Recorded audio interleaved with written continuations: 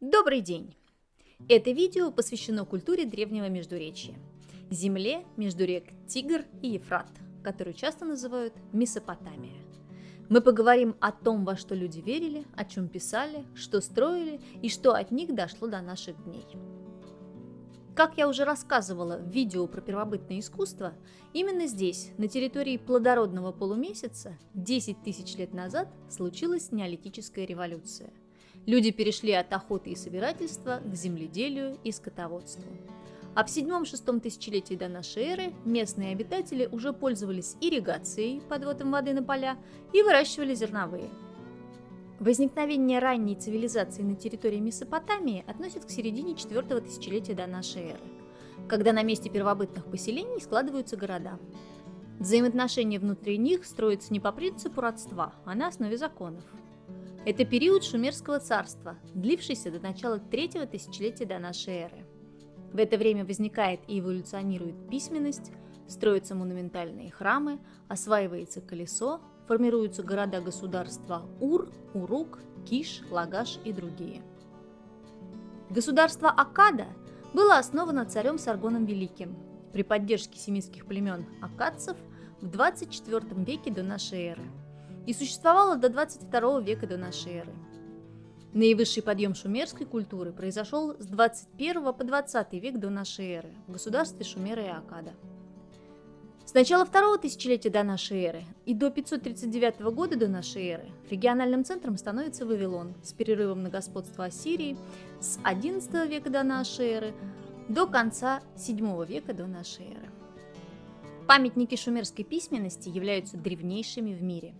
Табличка из города Киша датируется примерно 3500 годом до нашей эры. Это еще пиктографическое рисуночное письмо.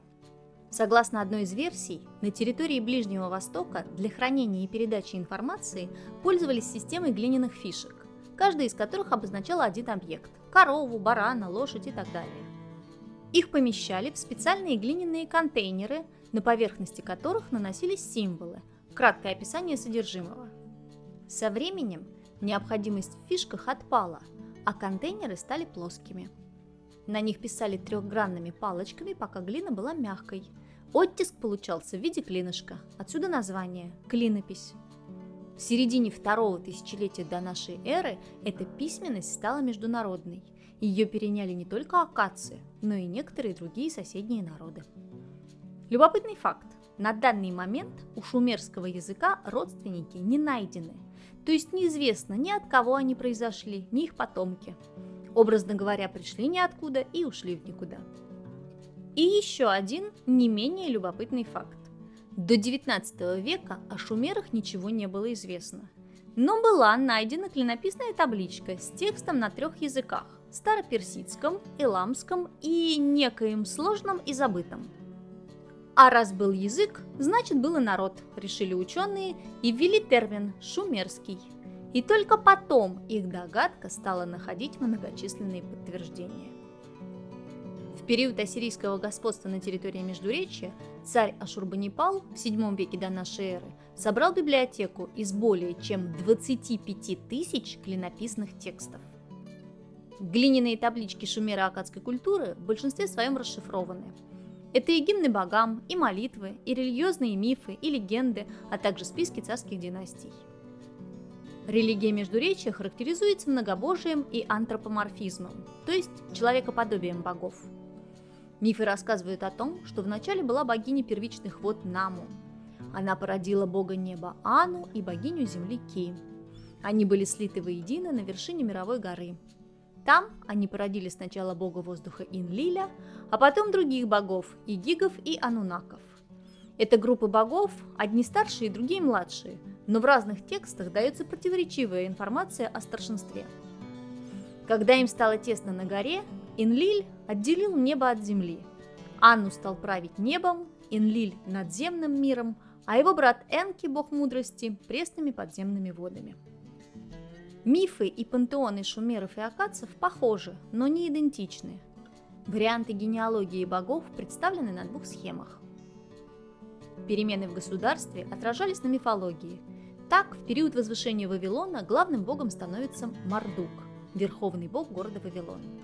а в ассирийское время Ашур, бог войны, главный бог ассирийцев.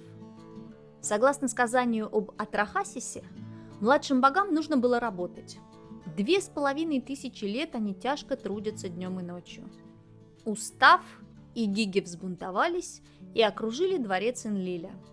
В середину стражи, в самую полночь, был Икур окружен, но Энлиль не ведал. Потребовали младшие боги освободить их от работы, и Энки предложил создать людей. Труд богов поручим человеку, пусть несет человек иго Божье. Материалом для него была глина и божественная кровь. Воистину Божье и человечье соединятся, смешавшись в глине. Богиня Нинту отломила 14 кусков глины, а 7 богинь рождения создали или запланировали, или смоделировали 7 мужчин и 7 женщин. А после этого, когда пришел 9-й месяц, в назначенный срок раскрыла лона с сияющим, полным радости ликом, с головою покрытую повивание свершила. Проще говоря, люди были созданы богами из глины с добавлением божественной крови для того, чтобы работать вместо них. В другом мифе, Энки и Нинмах, идея создания человека принадлежит матери Энки, Намму, на что он ей отвечает: «Мать моя, творение, что ты назвала, уже существует». Возможно, речь идет о некоем образце, который нужно изменить, чтобы можно было на него возложить бремя труда. Энки взял в помощь богиню Нинмах, но перед началом работы устроил пир, на котором они оба перебрали спиртного и смогли создать лишь уродцев.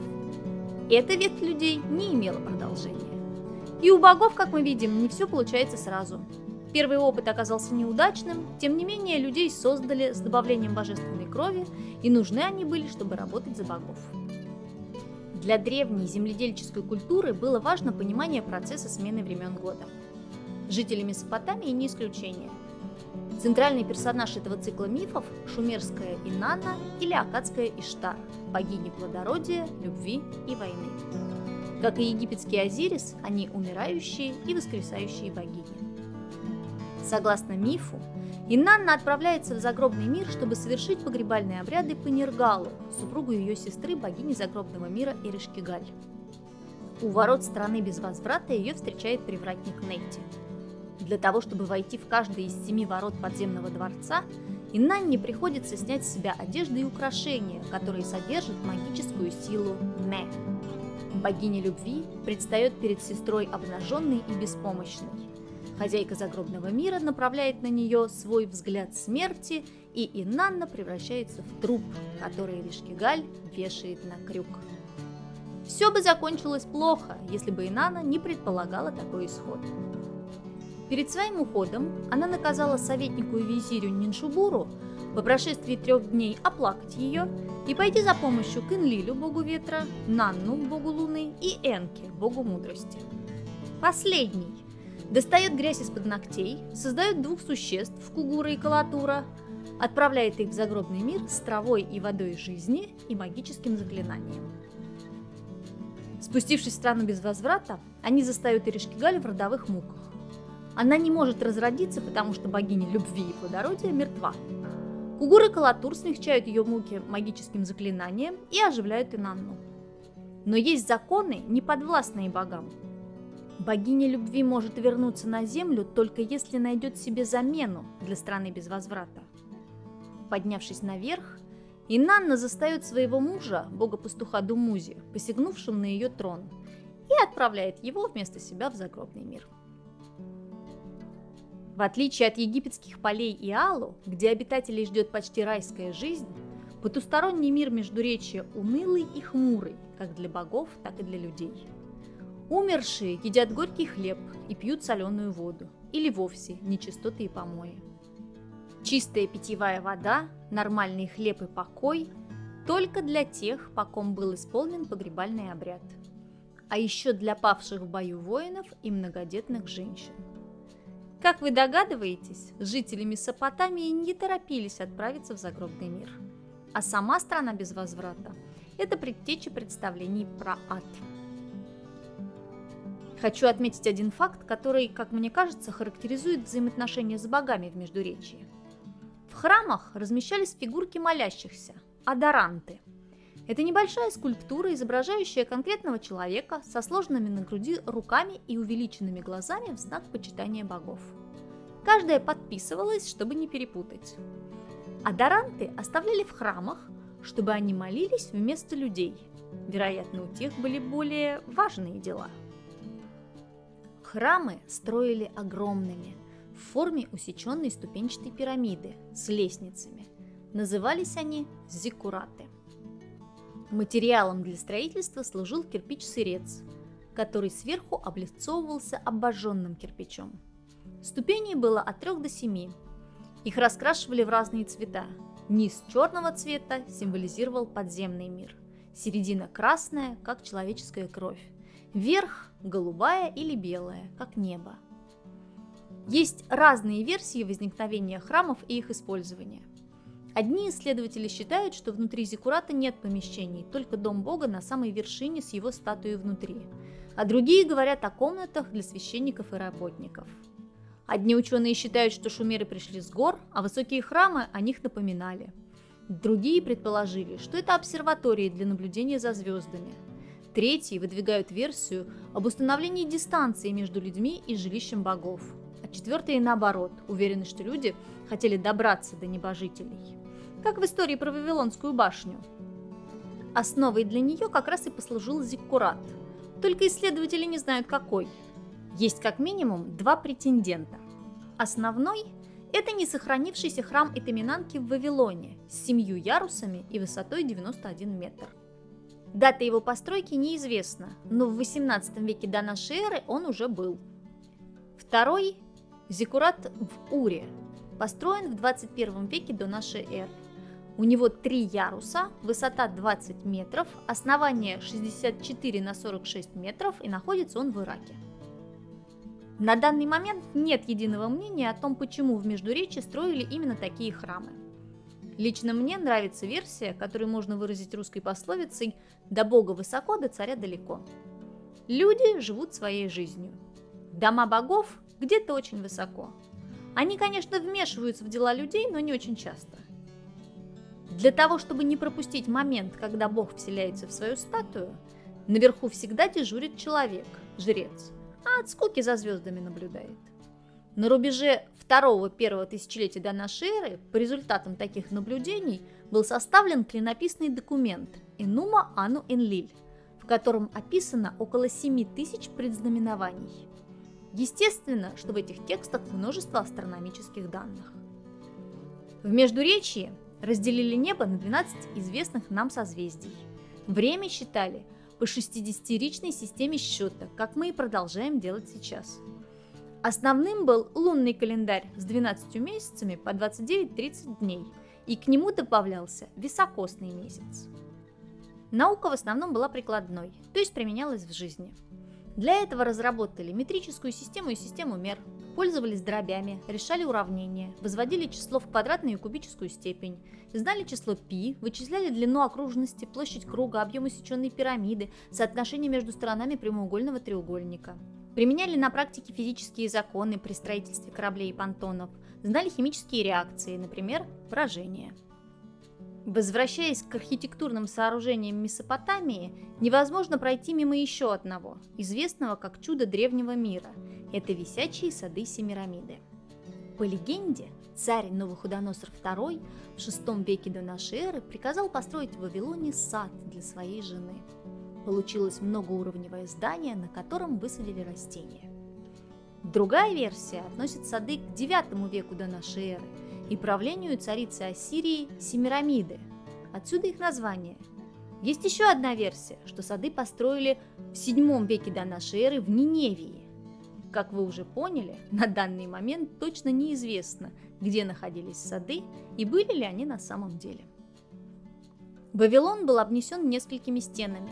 Толщина основной достигала 5,5 метров. Внутрь с разных сторон вели ворота. Самые известные из них, построенные в VI веке до нашей эры, посвящены богине Иштар. Они покрыты яркой цветной глазурью с изображением львов, быков и серушей. Последних называют вавилонскими драконами. У них змеиная голова с раздвоенным языком, чешуя на теле, хвост скорпиона, ноги льва и хищные птицы. Но давайте вернемся к историям про богов. Миф про Энлиля и Нинлиль рассказывает о том, как верховного бога наказали, отправив в страну без возврата. И это тоже важный факт, который рассказывает нам о нравственных установках жителей Междуречия. Казалось бы, Энлиль – верховный бог. Кто может его наказать, да еще и отправить в ссылку? Но оказывается, законы выше богов. Энлиль наказан за изнасилование, которое не позволено никому, ни богам, ни людям. Вероятно, жителям Месопотамии удалось создать систему правосудия. Законы пользовались уважением, поскольку в разное время создавались законодательные тексты. Самые известные из них относятся к XVIII веку до нашей эры. Это свод законов царя Хаммурапи, первый в истории светский сборник законов. На столбе из базальта высотой 2 метра 25 сантиметров клинописью записаны законы, а на верхушке рельеф с изображением бога солнца Шамаша и самого Хаммурапи. Шумеры собирали налоги, использовали деньги, вели земледельческие и исторические записи. Известно, что жители Междуречья делили свою историю на два периода – до потопа и после него. Я не буду сейчас углубляться в вопрос, было ли это локальное наводнение или глобальный подъем вод, а остановлюсь на тексте, в котором рассказывается о потопе. Это эпос о Гильгамеше, или поэма о все видавшем.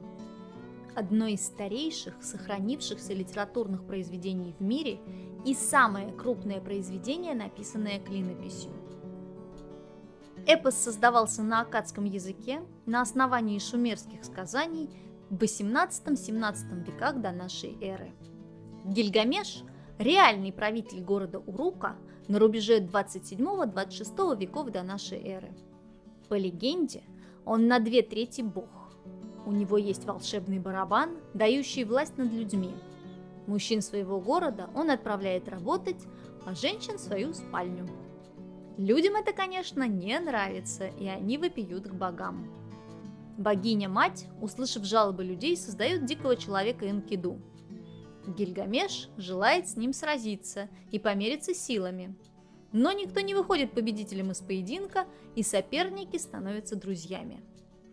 Но Энкиду скучно во дворце, и Гильгамеш придумывает развлечение – срубить священные кедры и убить чудище Хумбабу, которое их охраняет. Сказано – сделано. Залюбовавшись статью и красотой героя, богиня Иштар хочет выйти за него замуж. Но Гильгамеш ей отказывает. Обиженная богиня насылает на Урук небесного быка, однако друзья с ним справляются. Но боги разгневались на Гильгамеша за священные кедры и в наказание насылают смерть на Энкиду. Герой отправляется к Утнапиште, бессмертному человеку, чтобы узнать, как тот получил бессмертие. Утнапиште рассказал, что после того, как боги создали людей, те расплодились по всей земле, стали шуметь и мешать небожителям. Энлиль предложил уничтожить человечество, а другие боги его поддержали. Только Энки был против, но его заставили поклясться, что людям он ничего не расскажет. Для того, чтобы не нарушить клятву, пришел Энки к Утнапиште и заговорил со стеной, предупреждая хозяина о грядущем потопе и советуя построить корабль-коробку. Тот корабль, который ты построишь, очертанием да будет четырехуголен, равны да будут ширина с длиною, как океан, покрой его кровлей. Дождь бушевал несколько дней. Когда море успокоилось, Утнапиште причалил к горе и трижды выпускал птиц, чтобы понять, открылась суша или нет. Потом вышел на берег, запалил жертвенный костер. И боги, как мухи, собрались к приносящему жертву, раскаялись в содеянном, а Энлиль даровал Утнапиште бессмертие. Думаю, вы и сами заметили сходство этой истории с библейским рассказом про Ноя. Я добавлю только то, что она еще и старше по времени создания. Культура Междуречья подарила миру множество важных открытий, которыми мы пользуемся и сейчас. Кроме первой международной письменности, ирригации, расчетов времени и результатов наблюдений за небом, о которых я уже рассказала, были и другие. Некоторые ученые считают, что именно здесь изобрели колесо. а еще стали изготавливать стекло и плавить медь. Изобрели и стали использовать канализацию и водопровод. У них была развита медицина, а еще придумали настольные игры, ткачество и школы. В конце хочу буквально пару слов добавить про нашумевшую планету Нибиру, которую некоторые исследователи считают родиной богов Междуречия. В мифе Энума Илиш, датируемом XII веком до нашей эры, есть как минимум 2 строки с упоминанием Нибиру. Он, Мардук, установил положение Нибиру, чтобы указать им, звездным созвездиям, пути, границы. Табличка 5, строка 6. И еще. Пусть Нибиру будет держателем места пересечения небес и земли. Табличка 7, строка 124. Таким образом, прямого указания на то, что боги пришли с Нибиру, в текстах нет. Но то, что это некий центр мира, вполне можно сказать. Дальнейшие выводы делайте сами. На сегодня все. В следующем видео далеко ходить не будем. Поговорим об Иране и Персии. Особое внимание уделим Первой мировой религии, Заратуштре и другим саашьянтам. Выясним, откуда взялось название автомобиля Mazda, узнаем про авестийский язык, конец света, воскрешение и многое другое. Пишите комментарии, ставьте лайки, подписывайтесь на канал, задавайте вопросы. Спасибо за внимание.